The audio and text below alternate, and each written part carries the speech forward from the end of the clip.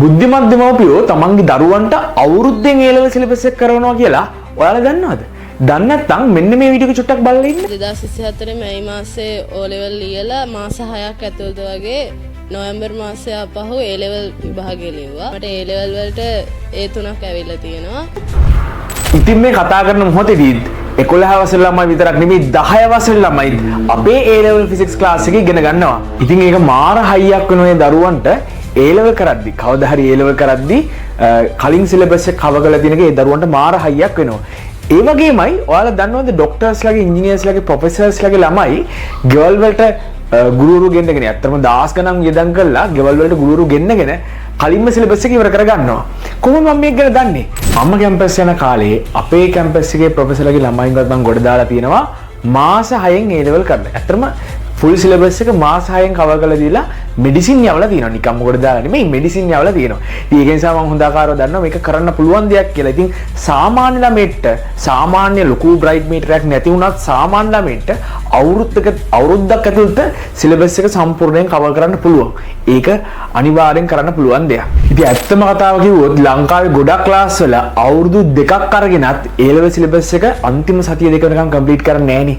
එතකොට වෙන්නේ ළමයාට පේපර්ස් ටිකක් කරලා හොඳට විශ්වාසයෙන් විභාග ලියන්න තියෙන chance එක නැතිලා යනවා. ඉතින් ඒක නිසා දාස් ගාරක් දීලා ගුරුවරු ගෙදරට ගෙන්න ගන්න හැකියාවක් නැති දෙමව්පියන්ට උනත් පුළුවන් තමන්ගේ ළමයින්ව අපේ ක්ලාස් එකට එවලා අවුරුද්දකින් සිලබස් එක කම්ප්ලීට් කරවලා අවුරුද්දක් පුරාවට පේපර්ස් කරවලා ඇත්තටම ඉංජිනේරින් මෙඩිසින් යවන්න. මේ බලන්නකෝ අපේ ෆස්ට් ඉයර් එකේ අපි ෆුල් සිලබස් එක කවර් කරනවා. ඒ නිකන් නෙමෙයි මොඩල් පේපර් සෑහෙන සංඛ්‍යාවක් සතියෙන් සතිය එක සතියකට මොඩල් පේපර් එක ගානේ කරන ගමන් ඒ වගේමයි සෙකන්ඩ් ඉයර් එකේ වෙනම මොඩල් පේපර් 100කට වඩා කරනවා.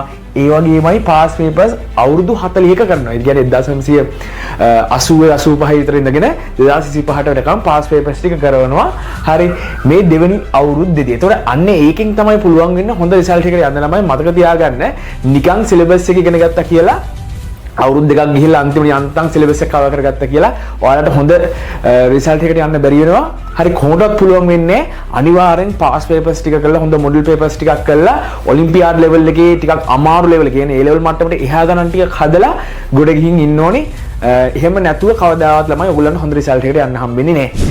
ඒ වගේමයි මේ පාර මම කිව්වා 10 11 grade 11 10 ස්ටුඩන්ට්ස් ලාට මම අවස්ථාව දීලා තියෙනවා. හරි මේ ක්ලාස් එකට ජොයින් වෙන්න.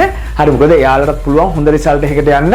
එතකොට අවුරුදු ගානකට වැඩි එයාලට හොඳට එක්ස්පීරියන්ස් එකක් ලැබෙනවා. A level කියන්නේ මොකක්ද කියන එක. ඒක නිසා මම එයාලටත් අවස්ථාව දීලා තියෙනවා. අපේ පන්තියට සහභාගී වෙලා ඉක්මනින්ම A level ගොඩ දාගන්න. එතකොට අපේ සිංහල මීඩියම් ඉංග්‍රීසි මීඩියම් පන්ති තියෙන්නේ නුවර කෑගල්ල කිරිබත්ගොඩ ඒ වගේම නුගේගොඩ කියන නගරවල. ඉතින් ඕනම ළමයට සම්බන්ධ වෙලා බලන්න පුළුවන්.